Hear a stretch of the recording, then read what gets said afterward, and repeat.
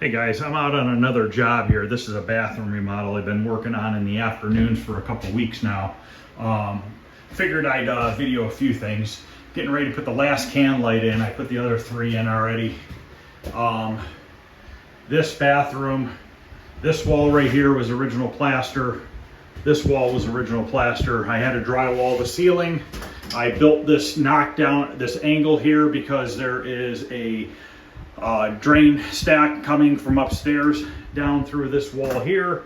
We put up wainscoting and trim, wired in 4-inch can lights. There's a plug going right here. The vanity is actually going underneath the window, and we're just going to put a medicine cabinet with a mirror over here. Bathroom's kind of tight, so there's not too much room. The shower stall was already in here. We're just reusing it. It'll get cleaned and everything. Had a little nick right there I'm fixing in the ceiling, but there's a junction box there. The reason being is the wiring was not long enough, so we're putting a junction box with a cover because you got to be able to access it. You can't bury it in the wall. And this is going to be our dimmer switch here. We're going to run a dimmer switch for the can lights, which I'll show you how I wire that up too. But I want to get this last can light wired in. I figured I'd show you that real quick. I painted this last week or beginning of this week. Yeah, beginning of this week it was. Today's Saturday. I don't know. I'm losing days. I pretty much work 7 days a week, so it's kind of hard to remember days at certain points. But painted the door and everything. That's the original door that was in here. We just painted the backside white so that everything matched in the bathroom. There's still another bathroom to do here, which is upstairs. And obviously this wall was moved and stuff, so this needs finished out here, but I'll do that afterwards. And originally there was another door that was here in this wall. We closed that in. My buddies moved the toilet over, so that's all ready to go too. So let me get the tripod set up, and we're gonna get this last can light put in. Okay, first thing I like to do is strip the wire back. Do that first. I always cut in the center because that's where the ground wire is. Because if you cut on one side, you run the risk of nicking the insulation on the inside wires. You don't want to do that, or you'll have to cut it back and re-strip it. So we're going to pull all the paper back and the cover. I'm going to pre-strip these so I don't have to do it when it's inside the box. These are really easy to install. They just have push-in fittings or wire nuts. Rather than using a wire nut, it's just a push-in. I'll show you in a minute.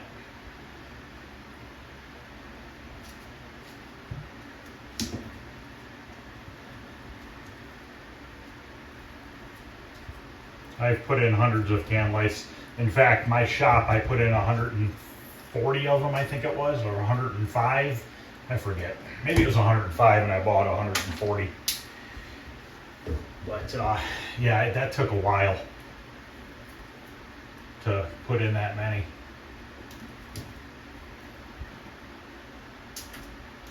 Okay, so those are stripped. We're gonna stick them straight again. I'm going to take some electrical tape and we're going to tape the 2 wires together just like this. The reason why there's 2 wires is because they're series from one light to the next. So you have to have 2 wires, you know, one coming to from that light to this light, and then from this light to that light, and so on. So I'm going to tape these 2 together.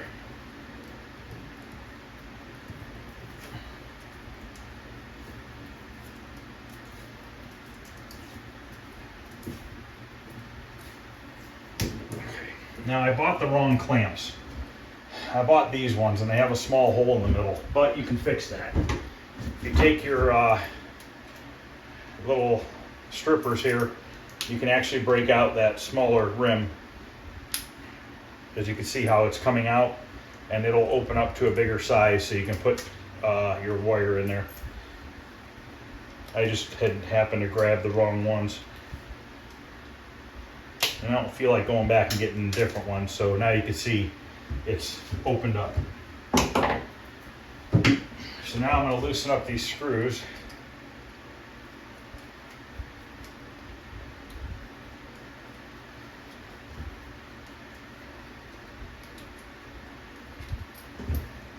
Big enough that I can get both of those wires through this clamp.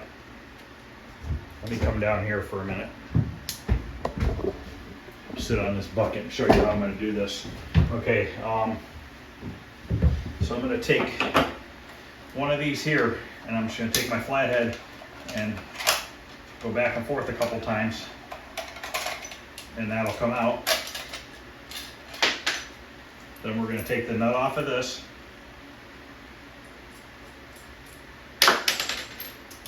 Put it through the box.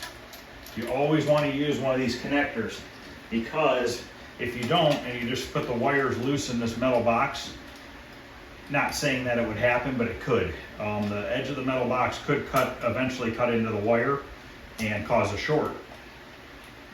When you put it through this clamp, you're clamping the wires into the box, and they're going to stay put. They're not going to move on you. So you want to tighten that down.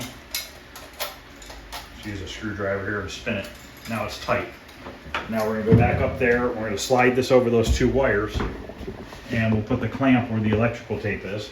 It's just an extra, it's an easier way to hold the wires together, and it just gives it a little bit extra insulation for the clamp. So just like that, we're going to get this clamp down. And we're putting these lights on the middle setting, 3500K. She doesn't want it on the real bright setting, which is 5000. This will give it a little bit more of like an orangish glow, yellowish glow versus a pure white, bright white glow. Like I said, I do have a dimmer switch, so that'll definitely help. So you can tone it down a little bit. But now we're tight into this clamp. Now we don't have to worry about those wires ever coming out of that box. They're in there. They're not going to go anywhere. So now these boxes come with these push-in connectors here. So basically you just take your wires and you push them into these connectors. You can use wire nuts too. The lights I used in my shop didn't have these connectors, but you can buy these now in bags at Home Depot or Lowe's. They work really good for this stuff. So I'm going to take my two white wires, put them up there. You could tape them if you want to afterwards too. I've never had a problem with it. Two ground wires and two black wires. So we're going to take our two black wires and we're going to slide one on each side of this connector because it holds 3 wires. So one's in and the second one's in. The thing you want to worry about is you don't want to overstrip these things. If you strip them too long, you're going to have copper hanging out past the plastic, and you don't want that because this bare copper ground wire could touch it and it would cause it to throw the breaker. Then you won't know what to do because you won't know where that short's at. Plus, it could also arc on the box itself. What I'm doing now is just kind of pulling this other ground wire out a little bit to give me a little bit more length. So we're going to slide these two in. Any person can put these in. It's honestly, it's very, very simple.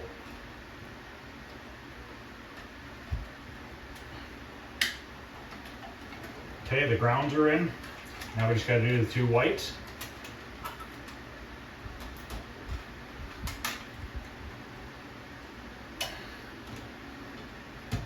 Okay, so we're done with that. Slide all those in there. Get the box clipped shut.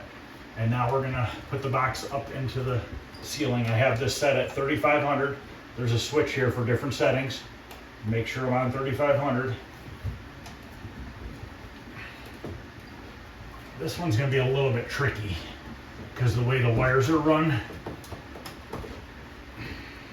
don't really like the way they're run. I should be able to get it in there. And this box can literally just sit up in there. It doesn't need to be fastened. So we have that box sitting up there. Now I got to grab the light itself. There are mounting holes to mount those boxes to the joists if you want.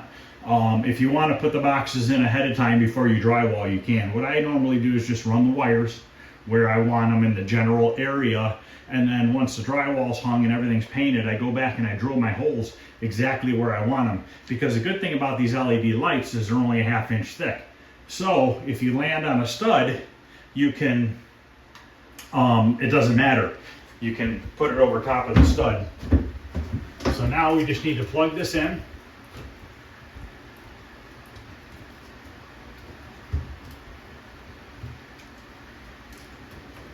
Slide that wire up there, and you have these 2 clips. We're gonna have to go this direction. So we've got one in there. Slide this one up, and that's it. Your light is in. It's all wired. So now we have all the can lights in. Now I'm gonna work on the switch next, because I wanna put the switch in before I hook up power to it. And I'm also gonna put the plug in first too. That junction box in the ceiling is going to energize power to everything.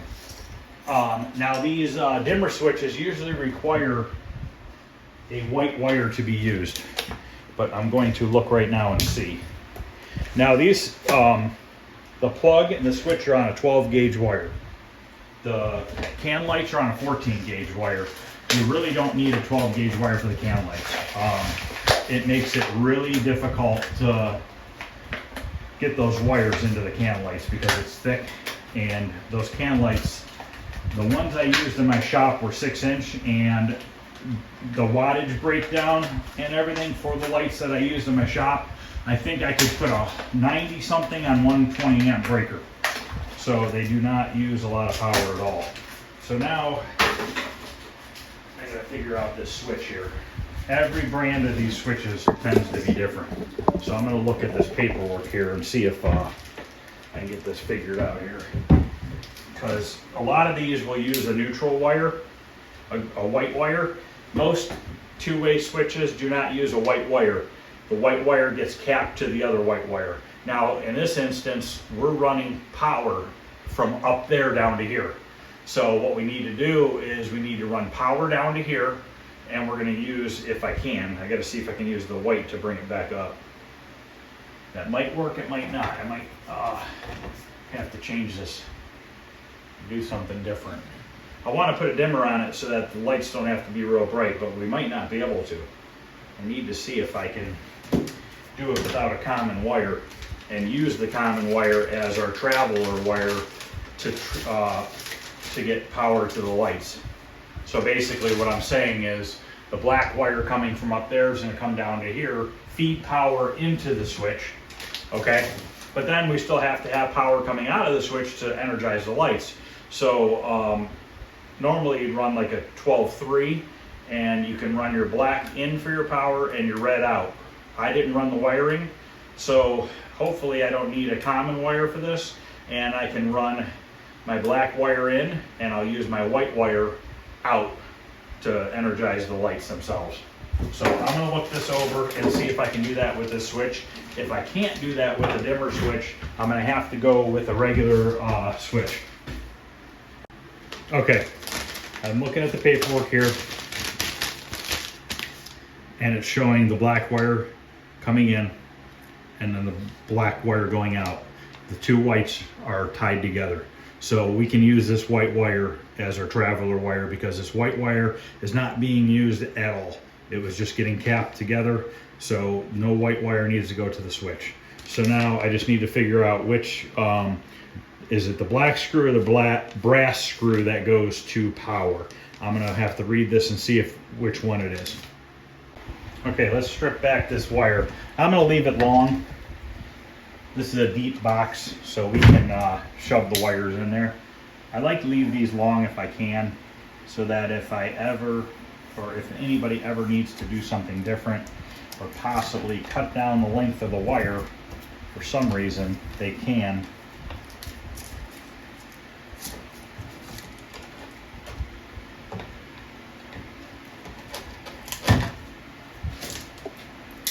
Now, these switches here, there is a push-in hole but the push-in hole only works for 14 gauge. Since we have 12 gauge wire, we need to loosen these up and we need to bend a hook and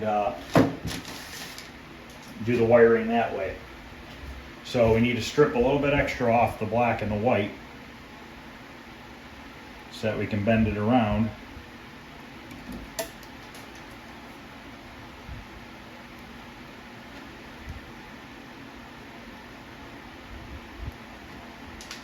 So we're just going to go like this, bend a hook.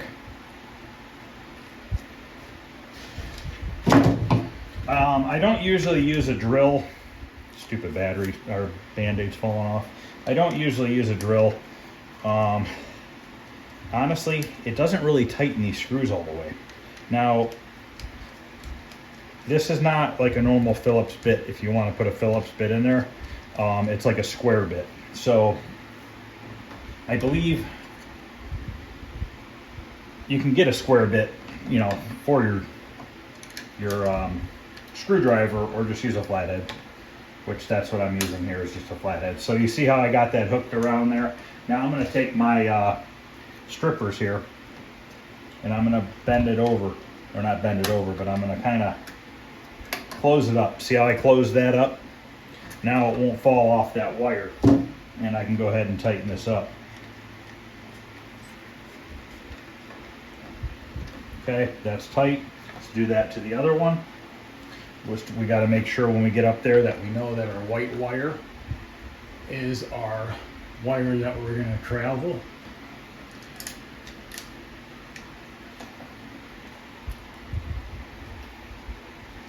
Might have bent that in too far.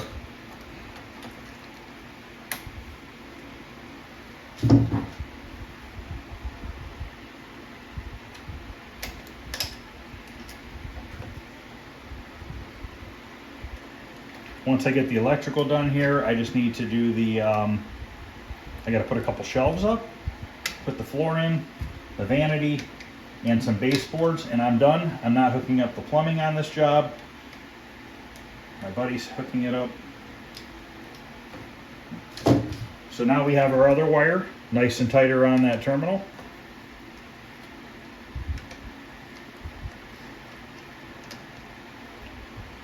And you want to put your hook the right way. So you see how my hook went like this and up this way. The reason why I go that way is as I tighten the screw, it's actually tightening the hook even tighter that I made in the line. If I had put it this way, as I tighten the screw, I'm actually going to be spreading it open. So keep that in mind. Okay, now our ground wire, we just have to wire nut that together.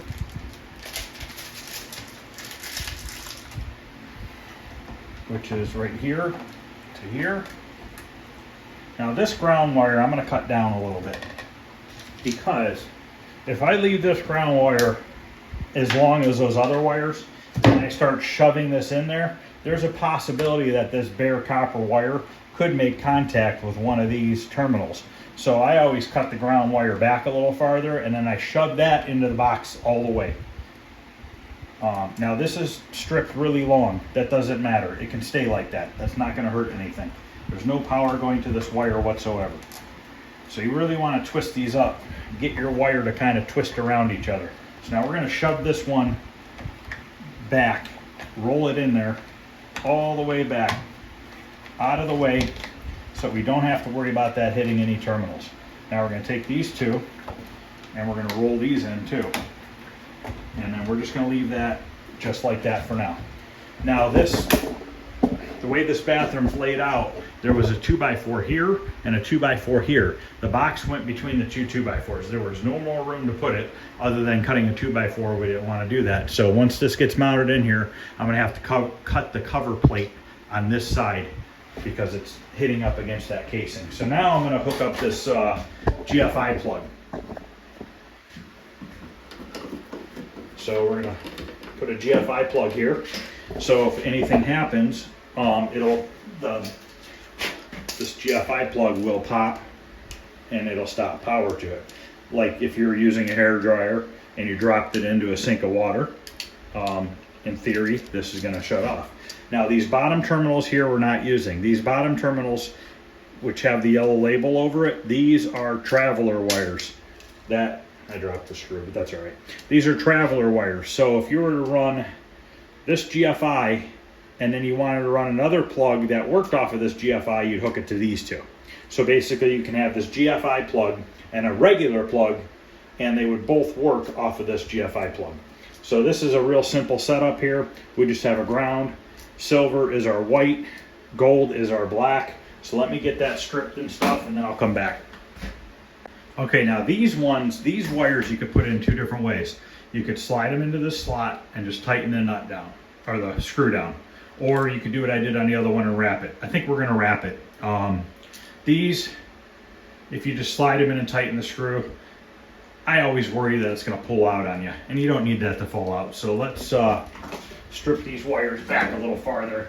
I was actually going to just put them in straight, and then I thought about it. I'm like, you know what? Let's just do it like we did the switch and just put them around it. Then we don't have to worry about any of this stuff coming loose ever. So we'll go ahead and bend it.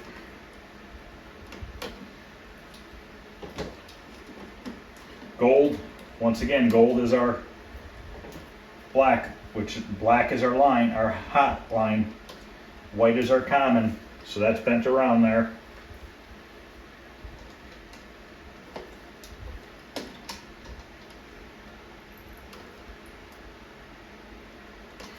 Plus, by doing that, you have better contact, I think, because you have this copper wire going all the way around, touching that whole entire brass piece. Now, when you come on this side, since it's on the opposite side, you have to remember that your screw is going this way. So this hook's coming in from the bottom. This hook needs to come in from the top.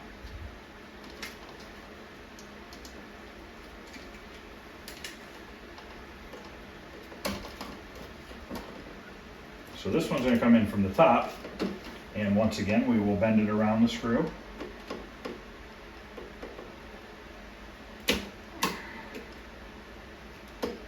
Okay, we're in. Tighten it up. These are all plastic boxes that we're using in the walls.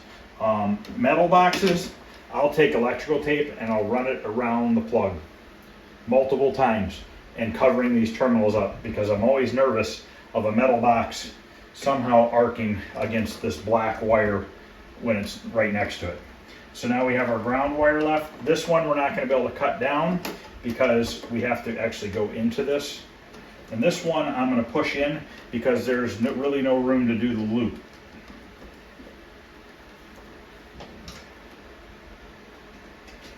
The way the plastic is on this one, you can't really get it around there very well.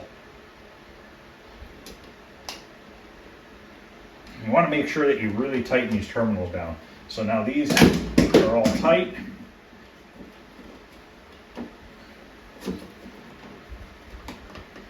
I try to just fold these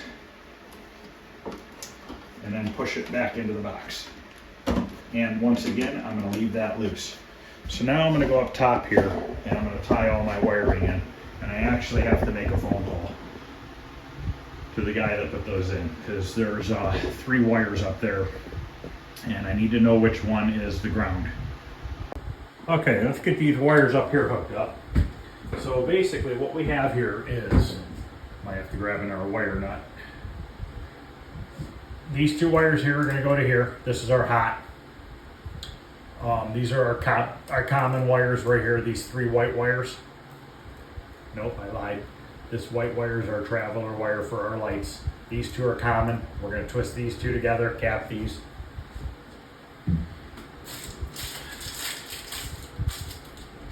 Cap these 2, get these out of the way.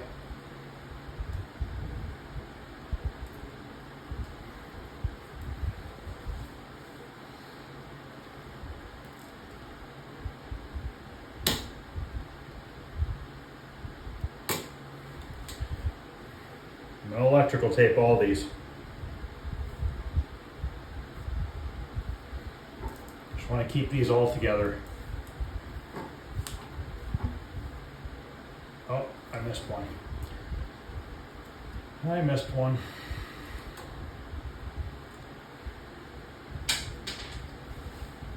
Need the common coming from the electrical box.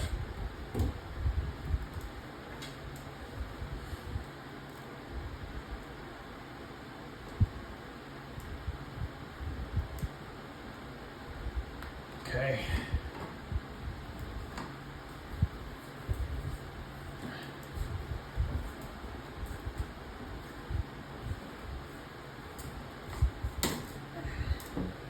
So our commons are hooked up. This is our power wire that is going to the lights. It's coming off the 14 gauge. This is our white wire coming from the switch, which is, let me make sure I got these right. That wire should be going that way. This wire should be going, I hope I got these the right way.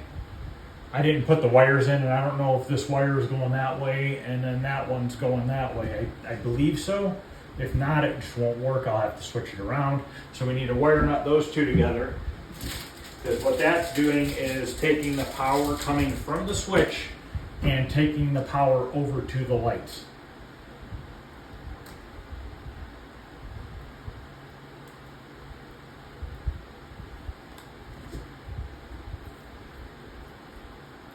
I'm gonna wait to tape it in case I'm wrong. Okay, now we gotta hook up these to here. This is our power. This is probably live, which I do not recommend doing that, but it should be all right. As long as you're not touching any other wires.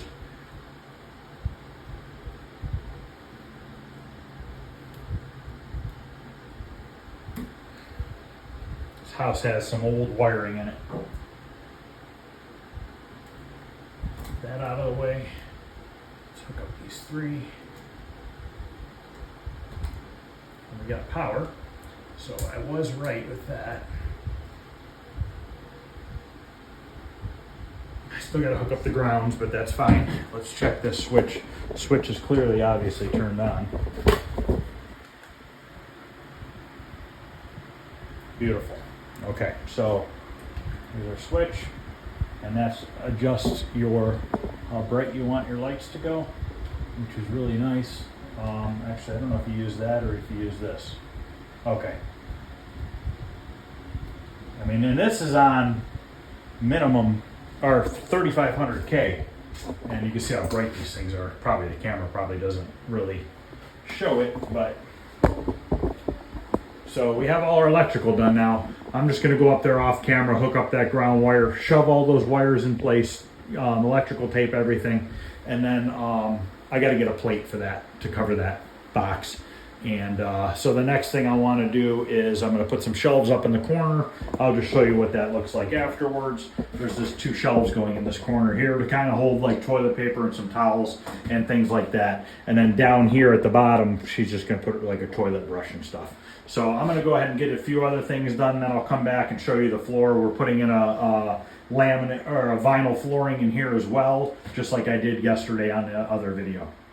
Okay, now I'm going to cut these door casings. I did not get to show you that yesterday on the other vinyl flooring. This is a different brand. This is a thicker vinyl floor.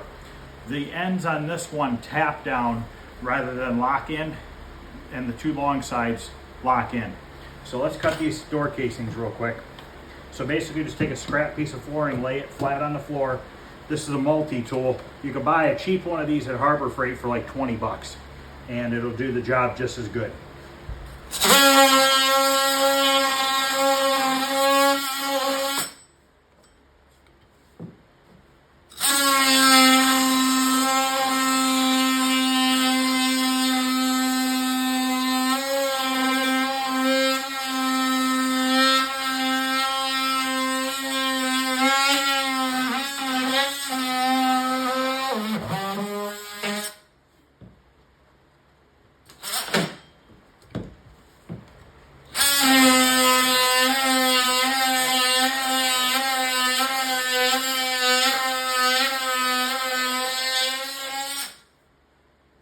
Now you can see the floor slides under the casing nicely, That'll give you a nice finished edge.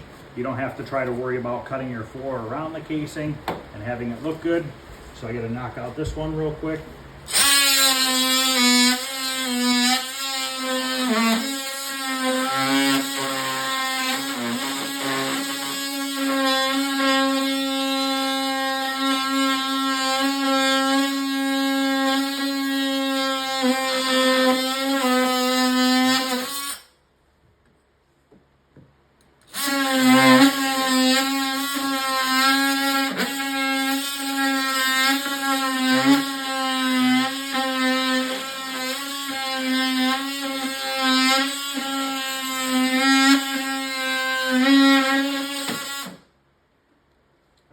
Shut the door and cut the rest of this, sweep up, and then we can start putting this in. Okay, on this first row, I'm starting with a full piece. And I'm gonna mark the casings on each side so we can slide underneath them.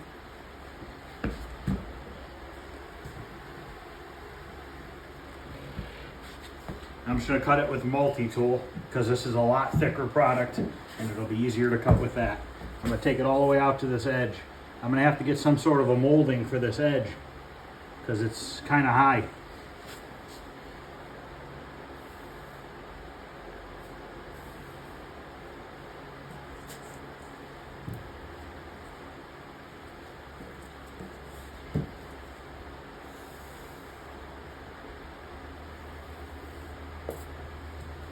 Basically, I'm just gonna cut this with the multi-tool.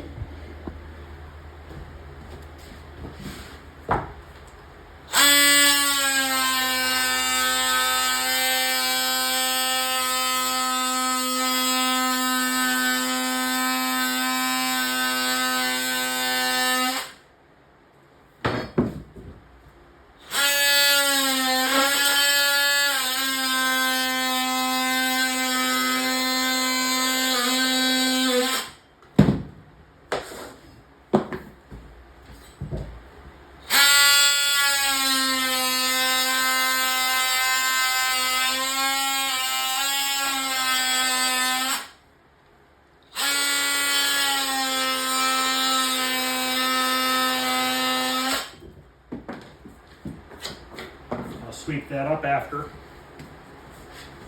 So now we can see if this will slide in place.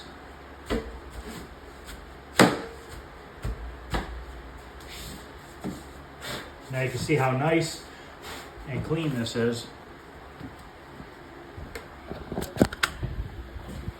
around these casings. Nice, clean, tight fit. There's nothing showing. A little piece of baseboard will go here. I'm going to run a bead of white silicone along the tub. Nice in this corner as well. So I'm going to go ahead and continue to do this. It's really pretty much the same as yesterday, except for one thing's different, and I'll show you on this first row here. I made my first piece a staggered piece. I don't want to run a bunch of full boards because once I get past this tub area, then all of a sudden I have to have seams. So I want to be able to have some seams over here as well, rather than just running a series of full boards all the way down, and then it's not going to look that good. So let me cut this piece right here and I'll show you how this brand installs. This is Life-Proof flooring from Home Depot. Okay, now on this piece, all we have to do is tilt up the one edge. This door might be in my way. I could probably just use my tapping block. Let me shut the door real quick. Okay, so I tilted it into place, and then this end seam on this brand of floor gets tapped down. That's all you have to do. And once again, this is that Life-Proof flooring from Home Depot. So now I'm going to go ahead and put this floor in. I'm not going to do it all on camera. Just figured I'd show you how I'm starting it. Once again, I'm starting in the door opening to keep it nice and straight. There's a vanity going back there, so it won't matter. So this should take me about a half an hour to put this floor in, and then I'll be ready to put the baseboard on. After the baseboard, I have to put the, actually I put the vanity in before the baseboard, then the baseboard, and then I got to run to Lowe's and grab a couple electrical covers and a few other things. Okay, the floor is all in. Now I got to bring in the vanity. So we can get that in. I got to cut a hole for the pipes. That I'm going to have to U-cut the back of the cabinet because there's valves on it. I can't slide it straight down. And then this one I can cut a circle into. So I'm going to go grab the vanity next. Actually, before I grab the vanity, let me run up here and show you the next bathroom I'm doing at this house. The next bathroom is right here. So currently it is just a shell. I guess they want this window put in this wall, so I got to cut this window in the wall. Want to get to that before the weather turns to crap. I think we're using this window. I'm not sure if it's this one or that one. So we need to get that put in. The guys are going to come and run all the plumbing. I believe we're doing a shower, bathtub. So stand-up shower, bathtub, and I believe we're tiling the shower. So this is going to be a lot nicer up here. We're going to leave this section, I think, vaulted. And then over here, it's going to drop to a straight flat ceiling. So this is the next one on the list. Probably won't be for a couple weeks before I even start it. Okay, I got the vanity carried into here. Problem is the drain pipe is right where the drawers are. So I just talked to the guys. I'm just going to cut this flush with the floor, and they're going to fix it in the basement. It looks like these water lines might just barely clear these tracks for the drawers. So I'm going to go ahead and cut this and get this slid back, and I'll see how it works. Okay, the vanity's centered. It's in place. It's screwed into the wall. I had to cut this hole a little bit bigger to get around these vents, but I sent them a picture, and that should probably be enough right there. They might be able to get their drain up through there. So it won't look as bad then, because a lot of that hole will be filled in with an 1.5 inch pipe for the drain. So we just made it on these valves and these drawers. So that's good. I'm just going to set the countertop on here. I'm not going to mount it because it'll be easier for them to install the faucet and stuff and the drain pipe and stuff before they glue it down. And then there's a little marble backsplash that has to go on there as well. Oh yeah, the shelves I put in earlier too. Those 2 shelves in the corner. Down here you can put a little garbage can and a plunger or a toilet brush or whatever you need. So basically now I need to put the baseboard up, caulk in front of the tub, put the plate covers on for the electrical, and I believe I am done with this job. A little bit of paint touch up here and there, but other than that, that'll be it. So give me a little bit. I'm just going to go ahead and put this baseboard on. I'm not going to show that. I mean, I'll cut some pieces and I'll show you how it fits and stuff. Okay, I have all the trim cut. I just need to nail it on. So I'm going to go ahead and nail all this trim on and then caulk it. And then after that, I'm going to hang the medicine cabinet and then run to Lowe's and grab the few things I need, and then I will be done with this job. Okay, medicine cabinet's up, vanity's in, trim is all on. I'm going to run to Lowe's, grab the caulk, the electrical plates, and I'll be back. Okay, let me show you guys a little trick here. Normally, I will always caulk this by hand and just run a bead of caulk and run my finger. If you're not really good at caulking, you can run a piece of tape and then caulk it and then peel the tape up and you'll have a nice straight line. So I'm going to leave this tape back about 3/16 of an inch.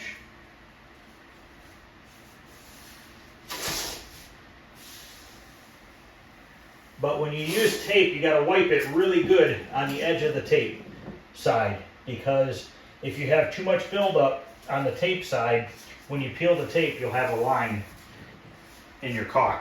So now that I got that on there, I'm going to go ahead and run a bead of silicone, white silicone, right along here.